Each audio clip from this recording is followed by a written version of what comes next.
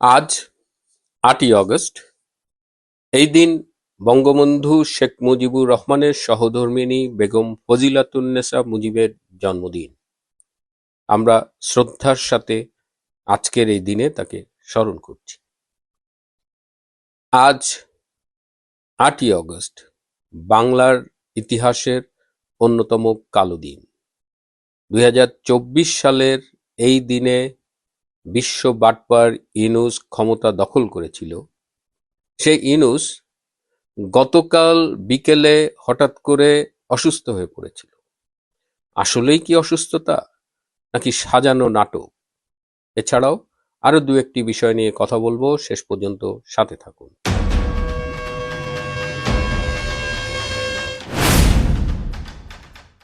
প্রিয় বন্ধুরা, প্রীতি, সালাম এবং শুভেচ্ছা নেবেন। আজ ৮ই অগস্ট।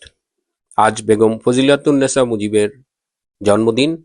রূপান্তরের সত্যের পক্ষ থেকে আমরা শ্রদ্ধার সাথে আজ বেগম ফজিলাতুন্নেসা মুজিবকে স্মরণ করছি। প্রথমেই আমরা একটু জেনে নেই কি করে আমরা জানলাম যে ৮ই আগস্ট বেগম ফজিলাতুন্নেসা মুজিবের জন্মদিন।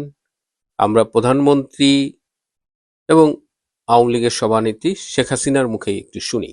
মায়ের জন্ম তারিখটা আমরা জেনেছিলাম। এই কাহিনীটা একটু আপনাদের জানাতে চাই। 3 বছর বয়সে তার বিয়ে হয়েছিল, যখন ছোট্ট। কারণ আমার নানা মারা যাওয়ার পরই আমার মার দাদা, আমার মা এবং খালা তাদের বিয়ে দেন এবং বিয়ে দিয়ে তার যে সম্পত্তি সেটা 2 বোনের নামে লিখে দেন। নারীদের হাতে সম্পত্তি দেওয়া এটাও কিন্তু একটা সাহসী পদক্ষেপ তিনি নিয়েছিলেন। তবে সেই বিয়ে কাবিননামা আমার দাদার কাছে সেটা সংরক্ষিত ছিল। 32 নম্বর বাড়িটি যখন তৈরি হয়েছে, এই বাড়িটি 2টি কামরা, একটি বসার ঘর, এভাবে ধীরে ধীরে আমার মা বাড়িটা গড়ে তোলেন। 63 সালে সৌদি সাহেব বৈরুত যাওয়ার আগে ঢাকায় এসেছিলেন। তিনি আমাদের বাসাটা দেখতে আসেন, কারণ আমার বাবার জীবনে সৌদি সাহেবের অনেক অবদান রয়েছে। তিনি বাসাটা ঘুরে দেখেন। তিনি যখন ঢাকা ছেড়ে যান, এয়ারপোর্টে তিনি প্লেনে উঠে যান, উঠে আবার সিঁড়ি নিচে নেমে আসেন। নেমে আসার পর পকেট থেকে কিছু টাকা বের করে আমার আব্বার হাতে দেন এবং দিয়ে বলেন যে তোমার এই বাড়িটা তুমি হেবা করে তোমার স্ত্রীর নামে লিখে দাও। সত্যি আমার বাবা সে কথা শোনার পর সেই হেবা করে সে বাড়িটা আমার মায়ের নামে লিখে দেন। ওই লিখে দেওয়ার সময় ওই বিয়ের কাবিননামাটার প্রয়োজন হয়, তখন আমার দাদা সেই কাবিননামাটা পাঠিয়ে দেন। আমরা খুব কৌতূহল ভরে ওই কাবিননামাটা পড়ি। মজাই লাগছিল, কারণ ওখানে অনেক কিছু লেখা ছিল। একজন স্ত্রী হিসেবে কি কি তিনি পাবেন, এমনকি বাপের বাড়ি যেতে গেলে সাথে কাজের লোক দিতে হবে, পাহাড়ের জন্য লোক দিতে হবে, প্রতি মাসে হাত খরচ, সবকিছু ছিল লেখা ছিল, পুরো জীবনের ঘটনা। এবং সেই জায়গা থেকে কিন্তু আমার মায়ের জন্ম তারিখ আমরা পাই। তারপর থেকে আমরা তার জন্মদিন পালন করি, কিন্তু তার আগে মার কাছ থেকে কখনো জানতে পারিনি। দুর্ভাগ্যের বিষয় হলো 1971 সালে আমাদের বাড়ি যখন পুড়িয়ে দেয়, তখন এই সমস্ত কাগজগুলি পুড়ে যায়, সবকিছুই তো পুড়ে যায়, সেটাও থাকে না। কিন্তু সেই থেকে আমরা মার জন্মদিন খুব ঘরোয়া ভাবে পালন করতাম। একজন বঙ্গবন্ধুকে নেপথ্যে থেকে নির্মাণ করেছেন, সাহস জুগিয়েছেন এ বেগম ফজিলাতুন্নেসা মুজিব। 1972 সালের 26শে মার্চ জাতীয় মহিলা ক্রীড়া সংস্থার বার্ষিক অনুষ্ঠানে, যেটি অনুষ্ঠিত হয়েছিল আজিমপুর বালিকা বিদ্যালয়ের মাঠে, সেখানে প্রধান অতিথির ভাষণে বঙ্গবন্ধু শেখ মুজিবুর রহমান বলেছিলেন যে একজন মানুষ তার স্ত্রীর সহযোগিতা ছাড়া বেশি দূর এগোতে পারে না। বঙ্গবন্ধু যখন বুলেটের সামনে বুক পেতে দাঁড়িয়েছেন, তখনও বেগম মুজিব তাকে বাধা দেননি। এমনও অনেক সময় হয়েছে বঙ্গবন্ধু গ্রেপ্তার হয়েছেন, বাসায় কোনো টাকা দিয়ে আসতে পারেননি, বেগম মুজিব কিন্তু সংসার চালিয়ে নিয়েছেন। স্বামী তো অধিকাংশ সময় জেলে ছিল।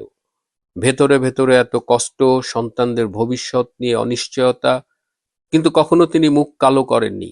জেলখানায় বঙ্গবন্ধুকে দেখতে যেতেন, কখনো 2 সপ্তাহ, কখনো 4 সপ্তাহ পর। বঙ্গবন্ধুকে কখনো বুঝতে দেননি। বঙ্গবন্ধুর অনুপস্থিতিতে আন্দোলন চালানোর ব্যাপারে গুরুত্বপূর্ণ ভূমিকা পালন করেছেন বেগম মুজিব। অনেক সময় মনে হয় যে তিনি হয়তো প্রদীপের সেই সলতে, যিনি নিজে পুড়ে আলো বিলান। এবং মৃত্যুতেও তিনি কিন্তু বঙ্গবন্ধুকে ছেড়ে যাননি। একই দিনে, একই সময়ে তারা মৃত্যুবরণ করেছেন। আজকে আমাদের online news portal the source news বাংলায় বেশ কিছু গুরুত্বপূর্ণ লেখা আমরা ছেপেছি বেগম মুজিবকে নিয়ে। আপনারা চাইলে সেটি পড়তে পারেন। আজকে ৮ই আগস্ট একটি কালো দিন। সেই 2004 সাল থেকে কিংবা তার আগে থেকে ষড়যন্ত্র করেছিলেন যে বাংলার ক্ষমতা কি করে দখল করা যায়। অবশেষে 2024-এর 8ই আগস্টে এসে তার সেই স্বপ্ন পূরণ হয়েছিল এবং এই বিশ্ববিখ্যাত বাটপার দেশটাকে একেবারে ধ্বংসের কিনারায় রেখে গেছেন মাত্র 1.5 বছরের মাথায়। এবং তিনি কি রকমের বাটপার ছিল আমি একটা ছোট্ট ভিডিও ক্লিপ দেখাই। আমাদের কাছে দরখাস্ত আসছে, আমাদের কাছে এতজন পাঠান, আমাদের কাছে এতজন পাঠান, আমাদের কাছে যত পারেন পাঠান। এটা তো 2025 সালের কথা। 2026 সালে কি বলবে? 2027 সালে কি বলবে? হাত জোর করে করে আসবে। কারণ এই কথা যখন বলেছিল তখন অনেকেই খুশিতে গদগদ হয়েছিল, কিন্তু আজকে কি তারা একবার নিজেকে প্রশ্ন করেন যে কি ধরনের বাটপার এই ডক্টর ইউনূস? এরকম অসংখ্য মিষ্টি কথা তিনি তার ক্ষমতার 1.5 বছরে বলেছেন, কিন্তু কোনোটাই বাস্তবায়ন হয়নি। Not a single promise he kept. বরং রাষ্ট্রের অর্থ লুটপাট করেছেন, নিজের ভাগ্য আবারও গড়েছেন, অনেকগুলো লাইসেন্স নিয়েছেন। তো এই ডক্টর ইউনূস গতকাল হঠাৎ করে অসুস্থ হয়ে গিয়েছিলেন। বিকেল 5:40-এ বুকে ব্যথা নিয়ে তিনি ঢাকার অ্যাপোলো হসপিটালে ভর্তি হয়েছিলেন। ডাক্তাররা 2 ঘন্টা পরীক্ষা নিরীক্ষা করে কিছু পাননি। পরে বলেছেন হয়তো দুপুরে খাওয়া বেশি হয়ে গেছে, একটু বুক জ্বালাপোড়া করছে। এখন প্রশ্ন উঠেছে যে আসলেই কি তিনি বুকে ব্যথা বোধ করছিলেন, না এটা তার নতুন কোনো সাজানো নাটক? আমার আশঙ্কা হচ্ছে যে ইউনূস সেন্টার থেকে এখন বলা শুরু না করে যে স্যারের শরীরটা ভালো না, তিনি হয়তো রাষ্ট্রপতির মতো গুরুত্বপূর্ণ দায়িত্ব পালন করতে পারবেন না।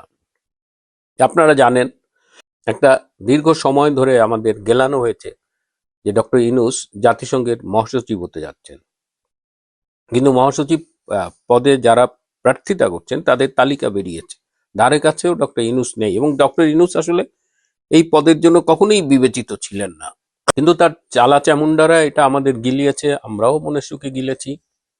তো জাতিসংঘের মহাসচিব, ওই চ্যাপ্টার তো ক্লোজ। এখন রাষ্ট্রপতি হবার জন্য তিনি একেবারে উঠে পড়ে লেগেছেন, পারলে তারেক রহমানের পা ধরেন। কিন্তু তারেক রহমান 5 তারিখে তাকে আবারও জানিয়ে দিয়েছেন যে স্যার আমাকে মাফ করবেন। তো এখন একটা সসম্মানে কেমনে এই দৌড় থেকে সরে যাওয়া যায়, এটার একটা ব্যাকআপ সাপোর্ট ইউনূস সেন্টার রাখছে এবং ধারণা করা হয় তার অংশ হিসেবে কালকে তাকে অসুস্থতার ভান করে অ্যাপোলো হাসপাতালে নেওয়া হয়েছিল। এদিকে পাকিস্তানি রাষ্ট্রদূত, তার ব্যাপারে গতকাল বলেছি, তাকে আজকে দেখতে গিয়েছিলেন জামাতের সেক্রেটারি জেনারেল মিয়া গোলাম পারোয়ার এবং বিএনপির একজন মন্ত্রী। প্রশ্ন উঠেছে যে গুলশান, বারিধারা, বনানী এলাকায় এত ভালো ভালো হসপিটাল থাকতে তিনি কেন অখ্যাত একটা ক্লিনিকে ভর্তি হলেন? তিনি চেয়েছিলেন যে পুরো বিষয়টা লোকজনের চোখের আড়ালে থাকুক, কিন্তু আলটিমেটলি ব্যাপারটা ভাইরাল হয়ে গেছে এবং সবাই এখন জানে যে কি নিয়ে স্বামী স্ত্রীর মধ্যে মারামারি হয়েছে এবং তার ফলশ্রুতিতে দুজনই হাসপাতালে ভর্তি হয়েছেন। জুলাই জাদুঘর নিয়েও কথা বলেছিলাম, তো ঢাকার থেকে একজন ফোন করে বললেন যে ভাই সীমা ছাড়িয়ে যাচ্ছে, একটা কিছু করেন। কি হচ্ছে? প্রতিদিন বাস ভর্তি লোক সারা দেশ থেকে আনা হচ্ছে, দেখানো হচ্ছে যে দেখো লোকজনের উপচে পড়া ভিড়, শেখ হাসিনাকে লোকজন এখনো ঘৃণা করে, কিন্তু বাস্তবে হলো টাকা পয়সা দিয়ে আনা এই লোকগুলো ভেতরে যাচ্ছে, তারা ভেতরে যেয়ে ভীষণ বিরক্ত হচ্ছে। ভেতরে যেসব গল্প সাজানো হয়েছে এগুলো তো অধিকাংশ লোকই যারা ওখানে আসছে টাকার বিনিময়ে, তারা এগুলো পুষেও না, বরং তারা বেরিয়ে জুলাইয়ের মা বাপ তুলে যেভাবে গালাগালি করছে সেটা আসলেই খুবই এন্টারটেইনিং একটা ব্যাপার। মানে জুলাই এটা যে একটা প্রতারণার নাম, এর মধ্য দিয়ে বাংলাদেশটাকে ধ্বংস করার একটা চেষ্টা করা হয়েছে। এবং এই জুলাই জাদুঘরকে কেন্দ্র করে যে পরিমাণ কবর নির্মাণেও টাকা, যেটা আমি আগেই বলেছি, চুরি করা হয়েছে, সেটাই এখন মানুষজন দেখছে। এবং মানুষজন জুলাইয়ের উপরে অলরেডি ভীষণ বীতশ্রদ্ধ। এই জুলাই জাদুঘর কয়দিন থাকবে বাংলাদেশে সেটা নিয়েই প্রশ্ন উঠছে। প্রিয় বন্ধুরা, আজ এ পর্যন্তই। ভালো থাকবেন, সুস্থ থাকবেন, তার চেয়েও জরুরি হলো নিরাপদে থাকবেন। সবাইকে অনেক ধন্যবাদ।